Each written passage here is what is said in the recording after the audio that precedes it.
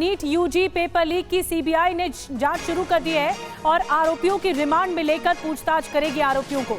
NTA के national testing agency के अधिकारियों से भी सीबीआई संपर्क करेगी जांच को लेकर। और राज्यों में सीबीआई की ब्रांच जांच में जुटी हुई है। जो ब्रांच है सीबीआई की वो राज्यों के स्तर तक जांच को आगे बढ़ा रही है। तो ये मामला भी सीबीआई को जा चुका है। सीबीआई कड़ी दर कड़ी जोड़ने की कोशिश कर रही है और इसी कड़ी में जो जांच एजेंसियां, जो लोकल यूनिट काम कर रहा है, उनसे भी जानकारी लेगी और जो सीबीआई की ब्रांचेस हैं, लोकल ब्रांचेस हैं, वो जांच को आगे बढ़ाएंगी। तो नीट पेपर लीक मामले में एक्शन में सीबीआई नजर आ रही है। देश के कई राज्यों में सीबीआई टीम जांच में जुटी हुई है और राज्यों की टीम को इनपुट जुटाने को भी कहा गया है कि कहां-कहां से इनपुट आ रहे हैं इन्वेस्टिगेशन से जुड़े हुए। बहुत जल्द सीबीआई मामले में एफआईआर दर्ज करेगी और गिरफ्तार आरोपियों से पूछताछ की जाएगी सीबीआई की ओर से। जो ब्रांचेस हैं वो काम कर रही हैं। एनटीए, जो नेशनल टेस्टिंग एजेंसी के अधिकारियों से भी संपर्क साधा जा सकता है, जांच का दायरा बढ़ाया जा सकता है, नीट परीक्षा कराने वाले अफसरों से भी संपर्क कराया जा सकता है। तो यह कड़ी ढूंढने की कोशिश हो रही है। सीबीआई इस मामले को इन्वेस्टिगेट कर रही है और नीट पेपर लीक की सीबीआई को सौंप दी गई है जांच। कुछ और बड़ी डिटेल्स आपको बता दें, क्या पता चलेगा। पहली बड़ी बात, 67 छात्रों ने कैसे टॉप किया, सबको एक जैसे नंबर, टॉप मार्क्स कैसे आए। और दूसरी बड़ी बात, ग्रेस मार्क्स के पीछे क्या कोई गड़बड़ी तो नहीं है? क्या ये ग्रेस मार्क्स ये केवल मुखौटा है या इसके पीछे समंदर भरा हुआ है अपराध से जुड़ा हुआ? तीसरी बड़ी बात जो पता चलेगा सीबीआई जांच में, छात्र अनुराग यादव के आरोपों का सच उसने कबूल तो कर लिया, लेकिन उसने जो आरोप लगाए वो क्या है, क्या सच्चाई है उसमें। चौथी बड़ी बात, सॉल्वर गैंग तक प्रश्न पत्र कैसे पहुंचा, कैसे पहली बार पहुंचा और मामले में एनटीए का क्या रोल रहा, क्या कोई रोल है भी एनटीए का, इससे क्या कड़ी जुड़ती है, ये तमाम जांच का विषय है जो सीबीआई आगे बढ़ाएगी। और इस बीच कुमार हमारे साथ जुड़ गए हैं इसी जानकारी के साथ। कुमार, कड़ी दर कड़ी सीबीआई तो अपना काम कर रही है, लेकिन कुछ अहम सवाल हैं जो बने हुए हैं कि पेपर कहां से लीक हुआ, सबसे पहले कहां से लीक हुआ, एनटीए की भी भूमिका कितनी है। तो ये पता लगाना बहुत जरूरी है सीबीआई के लिए। देखिए, पूरे मामले में अगर हम एक तरीके से बोले तो एनटीए की भूमिका बहुत ही संदिग्ध है। शायद यही वजह है कि शिक्षा मंत्री ने यहाँ तक कह दिया कि एनटीए को हम कोई क्लीन चिट नहीं दे रहे हैं और एनटीए जो है हम पूरे मामले को जांच के दायरे में रखे हुए हैं, पहली बात। दूसरी बात की अगर बात करें तो जो सीबीआई की जाँच है वो जांच का दायरा धीरे धीरे बढ़ रहा है, क्योंकि उसमें गुजरात, बिहार, तमाम तरह के स्टेट शामिल हैं जहां से कि इस तरह के पेपर लीक की खबरें आ रही हैं। तीसरी बात है कि एमएचए के साइबर सेल ने भी जो इनपुट दिया है उस इनपुट को भी सीबीआई को खंगालना है। तो ये तमाम तरह की चीज़ें हैं जिन चीज़ों पर बात करनी है, जिन चीज़ों पर तफ्तीश करनी है और उन सब के बीच जो है सीबीआई को ये पता करना है कि आखिरकार ये हुआ कैसे है। वक्त बहुत कम है निधि, यह मानना पड़ेगा। 8 जुलाई को सुप्रीम कोर्ट में पूरा मामला है, तो मुझे लगता है कि 8 जुलाई से पहले सरकार एक स्टेटस रिपोर्ट देना चाहती है जिससे कि दूध का दूध पानी का पानी हो सके। निधि, बड़ी बात आप कह रहे हैं। कुमार, आप बने रहिए हमारे साथ। कुमार ने डिटेल में जानकारी दी कि इस वक्त सवाल क्या है इंटैक्ट बने हुए सीबीआई के सामने और सीबीआई बहुत कम वक्त में ये कोशिश करेगी कि इन्वेस्टिगेशन ज्यादा हो पाए। एक बड़ी खबर और है, नीट पेपर लीक मामले में महाराष्ट्र कनेक्शन भी सामने आ गया है। नांदेड़ एटीएस ने 2 शिक्षकों को हिरासत में लिया है। कई घंटे की पूछताछ के बाद शिक्षकों को छोड़ा गया, इन टीचर्स को छोड़ दिया गया है। लातूर के जिला परिषद स्कूल में ये शिक्षक पढ़ाते थे, जिनकी तस्वीर आपके सामने है। प्राइवेट कोचिंग भी चलाते हैं संजय जाधव और जलील पठान। जरूरत पड़ेगी तो दोबारा पूछताछ भी इनसे की जा सकती है।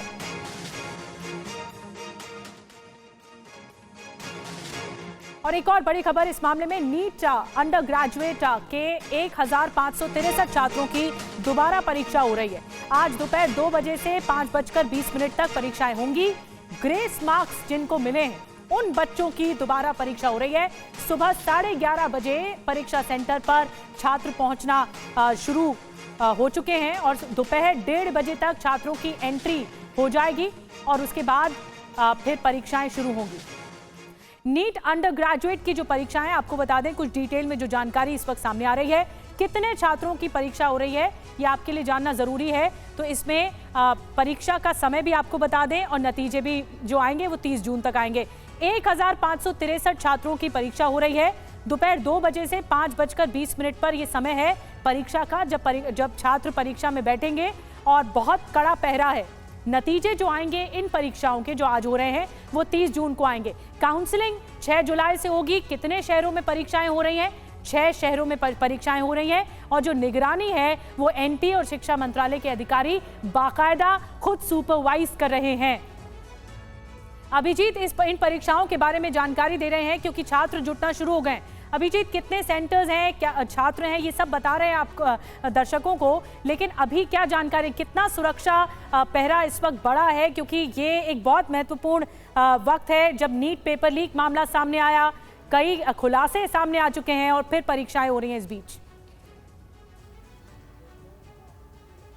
जी निधि, इस वक्त मैं हरियाणा के झज्जर में मौजूद हूं, जहां पर 2 परीक्षा केंद्र बनाए गए हैं। एक केंद्रीय विद्यालय और एक डीएवी स्कूल पुलिस लाइंस में है, जहां पर अब बच्चों का आने की भी शुरुआत हो गई है। आप देख सकते हैं सामने, अगर हम आपको तस्वीरें दिखाएं तो कुछ अभिभावक और कुछ परीक्षार्थी भी आपको सामने दिखाई देंगे। उसके ठीक सामने आपको एक बैरिकेडिंग भी यहाँ पर लगी हुई है और पुलिस की तैनाती भी यहाँ पर की गई है। तो आज कड़े पहरे के अंदर ये परीक्षा जो है वो री एग्ज़ाम, जिसको आप कह सकते हैं री एग्ज़ाम जो है वो कंडक्ट कराए जा रहे हैं। और इस बार सुरक्षा के विशेष इंतजाम किए गए हैं। यहाँ पर डीसी खुद दौरा करने पहुंचे थे, एसडीएम भी पहुंचे थे और एग्जीक्यूटिव मजिस्ट्रेट लेवल के अधिकारी की यहाँ पर बाकायदा लगातार ड्यूटी लगाई गई है उनकी निगरानी के अंदर, ताकि कोई बाहरी हस्तक्षेप इस परीक्षा में ना हो सके। ये इंश्योर करने की कोशिश यहाँ का प्रशासन भी कर रहा है। और उसके अलावा शिक्षा मंत्रालय के अधिकारी यहाँ पर पहुंचेंगे। उसके अलावा जो एनटीए के अधिकारी हैं उनकी भी ड्यूटी यहाँ पर लगाई गई है। तो अब जो दोबारा ये 1563 बच्चों के लिए परीक्षा हो रही है, उसमें से 500 से ज़्यादा बच्चों की परीक्षा आज हरियाणा के झज्जर में है। और हम आपको जानकारी के लिए बता दें कि हरियाणा के झज्जर में ही ग्रेस मार्क्स का जो मुद्दा था वो यहाँ पर उठा था और यहाँ पर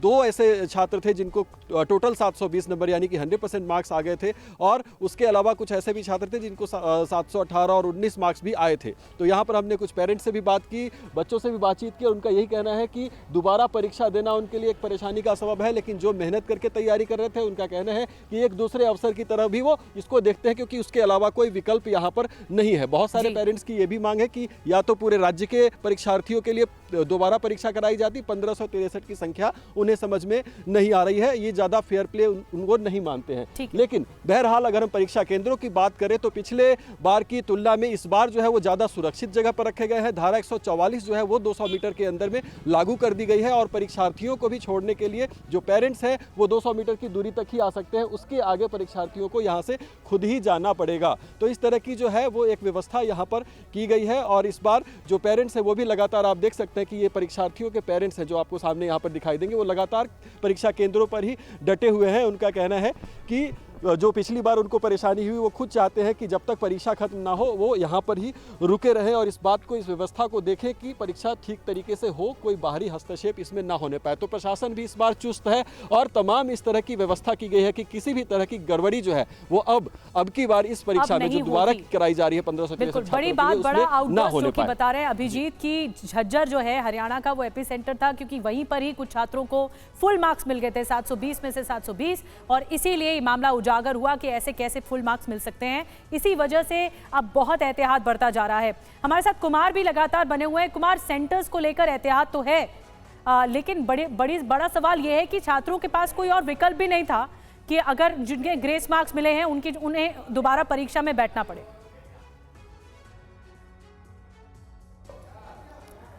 कुमार हमारे साथ अभी नहीं जुड़े हैं। अभिजीत, मैं आप ही से सवाल ये ले रही हूँ कि छात्रों के पास कोई विकल्प नहीं था, क्योंकि री एग्जाम देना जरूरी था 1563 छात्रों की तरफ से।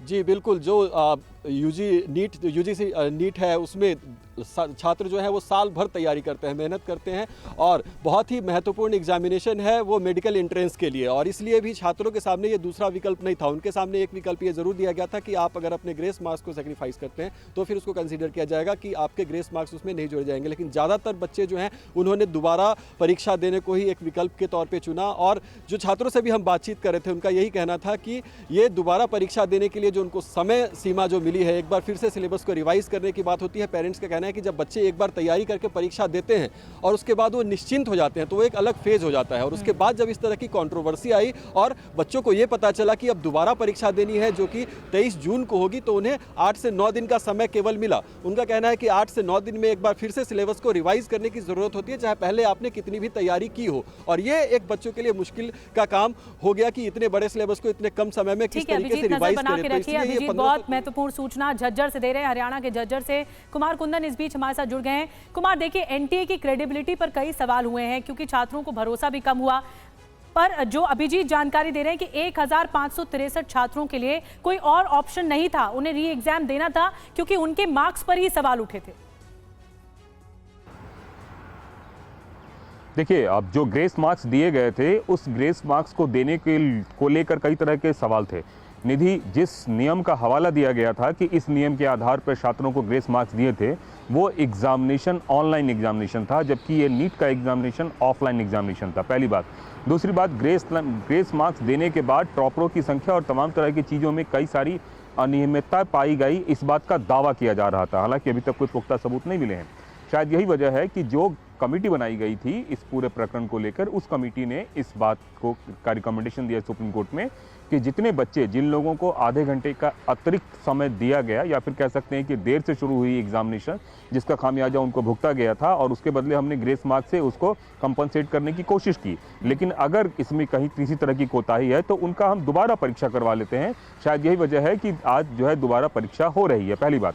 लेकिन अब रही जहाँ तक छात्रों की बात और पेरेंट्स की बात, तो उनकी परेशानी लाजमी है। ये बात सही है कि एक बार जब आप एग्ज़ाम दे लेते हैं, दोबारा उसी एग्ज़ाम को देना एक मानसिक तरीके से परेशानी तो है ही है, लेकिन सरकार के पास कोई इसका और विकल्प नहीं है। तीसरी एक बड़ी खबर मैं आपको बता रहा हूँ, संभव है आज शाम तक फिर से जो शिक्षा मंत्री धर्मेंद्र प्रधान हैं वो जितने भी कदम उठाए गए हैं उसको लेकर कुछ नई जानकारी दें, क्योंकि आपको मानना पड़ेगा कि सुबोध कुमार को कल रात से जिस तरीके से हटाया गया है, उसके बाद नए डीजी एनटीए ने पदभार संभाला है, तो उसके बाद की क्या बदली हुई परिस्थिति बनती है यह भी देखना दिलचस्प होगा। लेकिन इन सब के बीच सरकार बहुत धन्यवाद आपकी आप जानकारियां दे रहे हैं, बड़ी जानकारियां दे रहे हैं, क्योंकि डीजी को बदल दिया गया है और कई जगह पर जांच आगे बढ़ रही है, सीबीआई जांच आगे बढ़ा रही है। अभिजीत, आपका भी धन्यवाद। कुमार, आपका भी धन्यवाद। एक बड़ी खबर जल्दी से आपको बता दें, नीट यूजी पेपर लीक मामले की सीबीआई जांच शुरू हो चुकी है और सरकार एक्शन में है। एनटीए के डीजी को बदल दिया गया है नेशनल टेस्टिंग एजेंसी के, और सरकार लगातार एक्शन में दिखाई दे रही है। अब आपको बताते हैं कि मामले में सरकार ने अब तक एक्शन या कार्रवाई क्या क्या ली है, कार्रवाई क्या क्या की है। आपको बताते हैं कि शिक्षा मंत्री से जब हमने बातचीत की थी, TV9 ने बातचीत की थी, तो उन्होंने क्या किया, उन्होंने क्या कहा, किसी को बख्शा नहीं जाएगा, ये धर्मेंद्र प्रधान की तरफ से कहा गया। एनटीए के डीजी को हटाया गया है, नया डीजी बना दिया गया है, तो ये एक्शन हुआ है, ये कार्रवाई हुई है। अब दूसरी बड़ी बात, पेपर लीक का सच सामने आएगा, ये भी कहा गया शिक्षा मंत्री धर्मेंद्र प्रधान की तरफ से जब हमने इंटरव्यू लिया था। तो फिर उसके बाद किया क्या गया, 7 सदस्यों वाली हाई लेवल कमेटी को गठित कर दिया गया। तीसरी बड़ी बात, छात्रों से अन्याय नहीं होने देंगे, इनजस्टिस नहीं होने देंगे, ये भी शिक्षा मंत्री धर्मेंद्र प्रधान ने कहा था। तो नीट नेट यूजीसी की सीबीआई जांच के आदेश दिए गए, अब सीबीआई इस मामले में इन्वेस्टिगेट कर रही है। अब आपको शिक्षा मंत्री धर्मेंद्र प्रधान का वो वादा भी सुनाते हैं जो उन्होंने TV9 भारतवर्ष से बातचीत में किया था। सबसे पहला प्रश्न जो लाखों बच्चे और उनके पेरेंट्स जानना चाहते हैं कि उनके भविष्य का अब क्या होगा, कब तक होगा। दो बात। देखिए, सरकार की ओर से मैं आश्वस्त करना चाहूँगा देश की इस सारे परीक्षा में जुड़े हुए विद्यार्थियों को, हम प्रतिबद्ध है पारदर्शिता के लिए, हम प्रतिबद्ध है विद्यार्थियों के हितों को सुरक्षित करने के लिए, हम प्रतिबद्ध है मेधावी विद्यार्थियों की कोई भी उनके ऊपर आंच ना आए, ये हमारे लिए हम लोग कमिटेड है। तो क्या एनटीए को लेकर कोई कदम उठाने जा रहे हैं? एक बात आपने कही जरूर कि वहाँ एक हाई एम्पावर्ड कमेटी बनाने जा रहे हैं, लेकिन उसमें जो अधिकारी अगर शामिल हैं, अगर इस तरह की कोई सूचना हो तो बताएं कृपया। देखिए, दो अलग अलग विषय एनटीए को लेके। अभी ये घटनाक्रम में एनटीए की जो भी कोई व्यक्ति होगा, संश्लिष्ट होगा, उसके ऊपर कार्रवाई होगा। एनटीए के बाहर भी कोई होगा, उसके ऊपर कार्रवाई होगा। कोई सेंटर में कोई और लोग थे, कोई अन्य कामों में थे जो गिरोह काम करते, पटना पुलिस गिरोह को पकड़ा है। इस प्रकार की पाप में प्रत्यक्ष अप्रत्यक्ष जो भी लोग संश्लिष्ट होंगे सबके ऊपर कड़ी से कड़ी कार्रवाई की जाएगी। कि कुछ लोगों की गड़बड़ियों से जो जेन्युइन लाखों बच्चे हैं उनको दिक्कत तो नहीं होगा? यही सबसे ज़्यादा चिंता है। मैं आश्वस्त करना चाहूँगा, कोई भी मेधावी विद्यार्थी के हितों को कॉम्प्रोमाइज़ नहीं किया जाएगा। सरकार उनके लिए प्रतिबद्ध है।